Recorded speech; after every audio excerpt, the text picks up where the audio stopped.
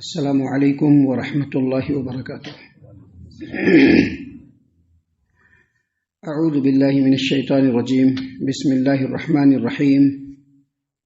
الا ان اولیاء اللہ لا خوف علیہم ولا هم يحزنون الذین آمنوا وكانوا يتقون لهم البشرى في الحیاة الدنیا وفي الآخرة لا تبدیل لکلمات اللہ ذلك هو الفوز العظیم۔ لوگو آگاہ ہو جاؤ، سن لو، بے شک اولیاء اللہ ان کے اوپر نہ تو کوئی خوف ہوگا اور نہ ہی وہ غمگین ہوتے ہیں۔ اولیاء اللہ وہ لوگ ہیں جو لوگ ایمان لائے اور اللہ تبارک و تعالیٰ کا تقوی اختیار کیے۔ ان کے لیے دنیا میں بھی خوشخبری ہے اور آخرت میں بھی خوشخبری ہے۔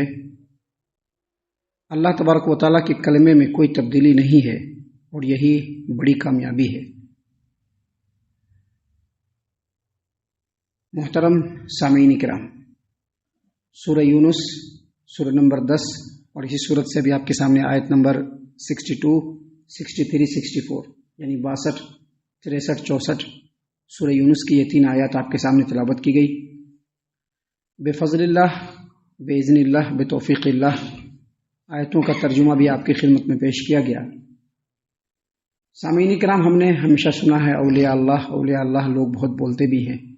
اس سلسلے میں بہت ساری باتیں ہم نے سنی بھی ہے۔ ہمارے سماج و معاشرے میں اس سلسلے میں بہت سارے کچی پکی باتیں لوگ کرتے بھی ہیں۔ یہ جو آیتیں آپ کے سامنے پیش کی گئی ہیں، ان آیتوں میں اللہ تبارک و تعالیٰ نے بتلایا کہ اولیاء اللہ کن کو کہتے ہیں، اولیاء اللہ کی کیا پہچان ہے۔ سب سے پہلے سمجھ لیجئے کہ اولیاء اللہ مطلب وہ لوگ جو اللہ کے قریب ہیں۔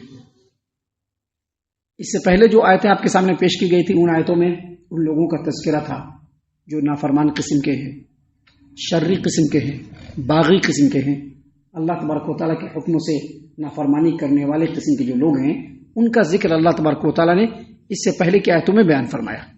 ابھی یہاں پر اللہ تبارک و تعالیٰ کے فرما بردار لوگوں کا ذکر ہے جو کہ اللہ کے قریب ہوتے ہیں۔ قریب کون ہوتا ہے؟ جو فرما بردار ہوتا ہے۔ دنیا میں بھی آپ دیکھیں گے جو جتنا فرما بردار ہوگا وہ لوگوں کا اتنا ہی قریب ہوتا ہے، جو جتنا ہی نافرمان شرری قسم کا ہوتا ہے لوگوں سے اسی قدر دور ہوتا ہے۔ تو اولیاء اللہ، یہ اولیاء کا جو لفظ ہے یہ ولی سے ہے، اور ولی کا مطلب لغت کے اندر قریب ہونے والا، ولی کا مطلب جو قریب ہونے والا ہوتا ہے، اس کو کیا کہتے ہیں؟ ولی کہتے ہیں۔ اس اعتبار سے اولیاء اللہ کا معنی وہ پکے سچے مخلص ایمان والے لوگ، مومن لوگ جو اس دنیا کی زندگی میں اللہ تبارک و تعالیٰ کی اطاعت و فرما برداری کے راستے کو اختیار کرتے ہوئے اللہ تبارک و تعالیٰ کی نافرمانی اور گناہ سے بچ کر کے اللہ تبارک و تعالیٰ کا قرب حاصل کر لیا ہو، ان کو کیا کہتے ہیں؟ اولیاء اللہ۔ اولیاء اللہ اس حساب سے ایسے لوگ ہوئے جو لوگ اللہ پر ایمان لاتے ہیں اور جو لوگ تقوی اختیار کرتے ہیں، جیسا کہ اس سے آگے والی آیت میں اللہ نے کیا فرمایا؟ الا ان اولیاء اللہ، بے شک اللہ کے ولی وہ لوگ ہیں، لا خوف علیہم، جن کو کوئی خوف نہیں ہوگا، ولا هم يحزنون، اور نہ ہی وہ غمگین ہوتے ہیں، الذین آمنوا، یعنی اولیاء اللہ وہ لوگ ہیں جو ایمان لائے۔ اب جو بے ایمان قسم کا ہے وہ اولیاء اللہ نہیں ہو سکتا ہے، جو بے ایمان قسم کا آدمی وہ اولیاء اللہ نہیں ہو سکتا ہے۔ اللہ نے فرمایا الذین آمنوا، وہ لوگ جو ایمان لائے، وکانوا یتقون، اور دنیا کی زندگی میں تقوی اختیار کرتے ہیں۔ تقوی کے تعلق سے ہم نے پہلے بھی بتلایا ہوا ہے کہ تقوی کہتے ہیں اللہ تبارک و تعالیٰ نے جو فرمایا ہے اس کو پورا کرنا۔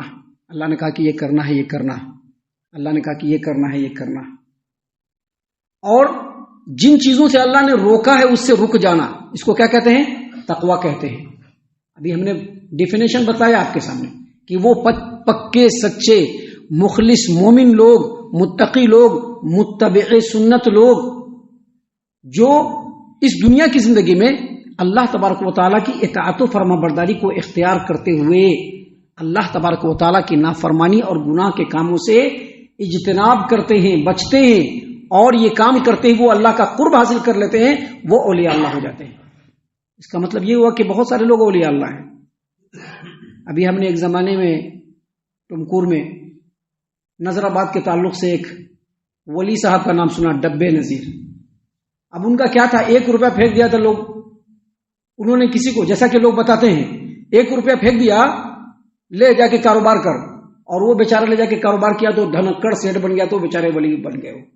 نہ نماز پڑھتے ہیں، نہ پاک رہتے ہیں، نہ اللہ کا تقوی اختیار کرتے ہیں. یہاں تک کہ اس آدمی کے بارے میں ہم نے یہ بھی سنا کہ وہ اس زمانے میں غلط سلط باتیں بھی زبان سے نکالا کرتا تھا. تو ایسے لوگ ولی نہیں ہو سکتے ہیں. ولی وہ لوگ ہوں گے جو ایمان والے بھی ہوں گے اور تقوی اختیار کرنے والے بھی ہوں گے، یعنی اللہ تبارک و تعالیٰ کی اطاعت و فرما برداری کرنے والے بھی ہوں گے اور اللہ تبارک و تعالیٰ کی نافرمانی سے بچنے والے بھی ہوں گے. ایسے لوگ اللہ کے ولی ہوں گے.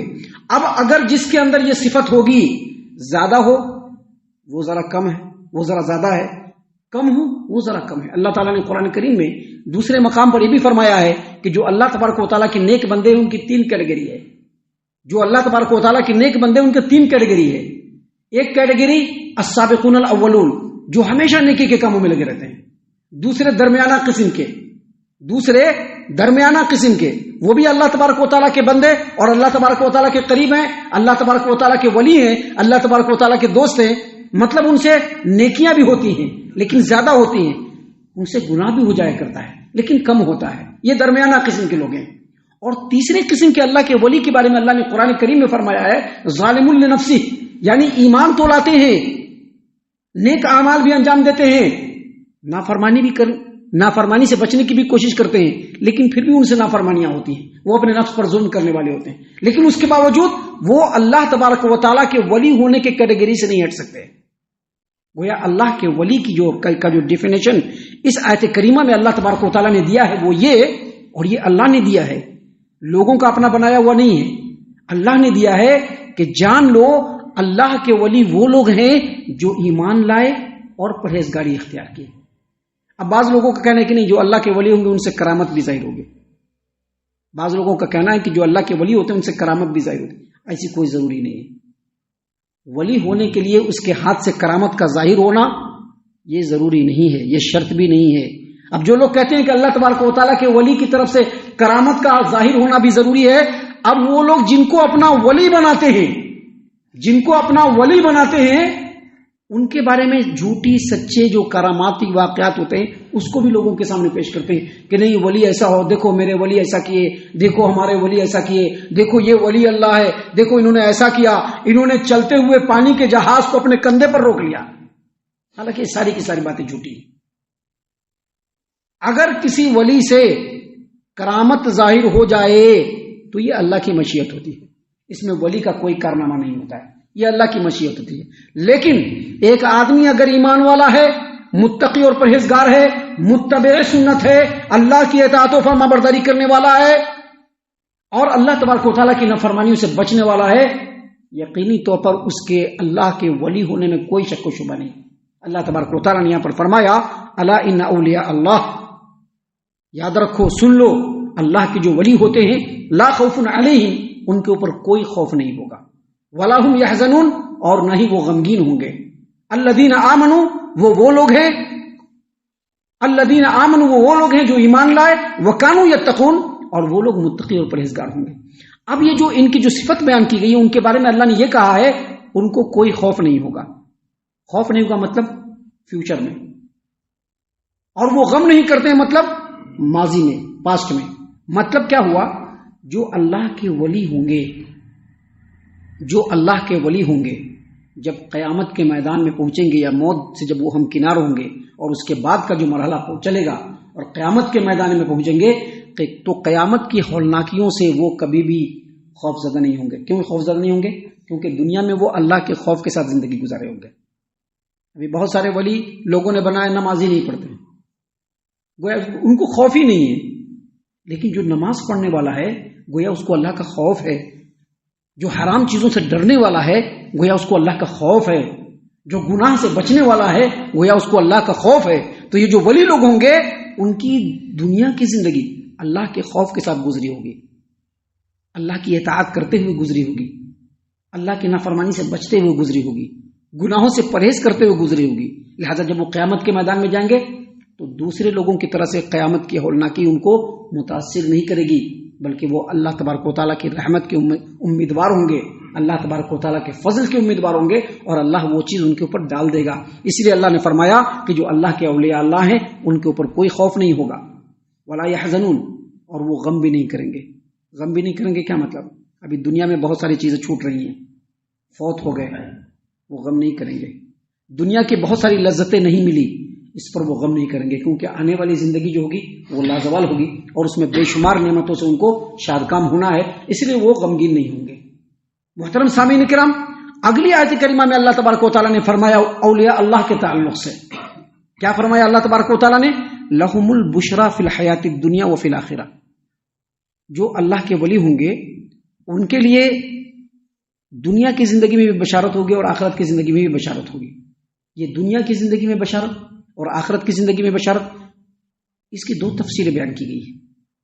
ایک تفسیر حافظ ابو جعفر ابن جریر طبری رحمہ اللہ نے تفسیر الطبری میں عبادہ بن صامت رضی اللہ عنہ کے ایک روایت پیش کی کہ انہوں نے نبی صلی اللہ علیہ وسلم کی خدمت میں حاضر ہو کر کے عرض کیا کہ اللہ کے رسول صلی اللہ علیہ وسلم، آیت کریمہ میں جو اللہ تبارک و تعالیٰ نے فرمایا لہم البشرا فی الحیات الدنیا وفی الآخرہ، اللہ کے ولیوں کے لیے دنیا کی زندگی میں بھی بشارت ہے اور آخرت کی زندگی میں بھی بشارت ہے.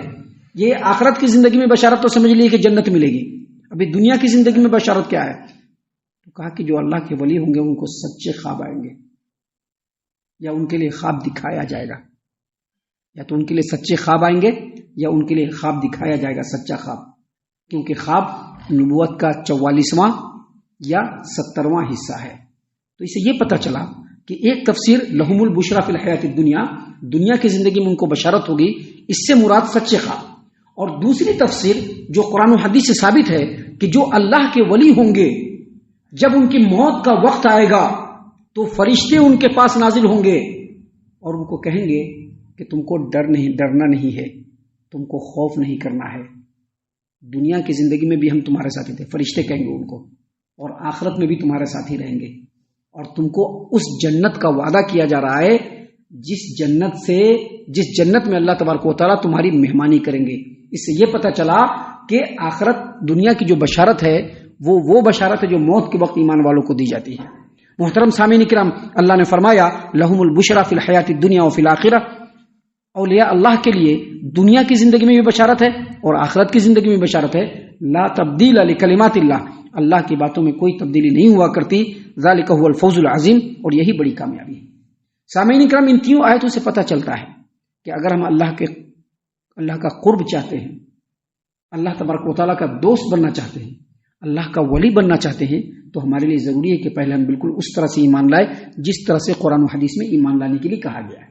اس کے بعد جس طرح سے اللہ اور اس کے رسول نے دنیا کی زندگی گزارنے کا حکم دیا ہے اس طرح سے ہم گزارنا شروع کریں تو یقینی طور پر ہم بھی اللہ کے ولی ہو جائیں گے. ہمارے لیے بھی کوئی خوف نہیں ہوگا، اللہ تبارک و تعالیٰ کی طرف سے کوئی غم نہیں ہوگا، اور ہمیں بھی آخرت اور دنیا دونوں میں بشارت ملے گی. ہم اللہ سے دعا کرتے ہیں کہ اللہ تعالیٰ ہم تمام کو ان تمام باتوں کے اوپر خوب غور و فکر اور تدبر کرنے کے ساتھ ساتھ ان باتوں کے اوپر عمل کرنے کی بھی توفیق عنایت فرمائے. آمین.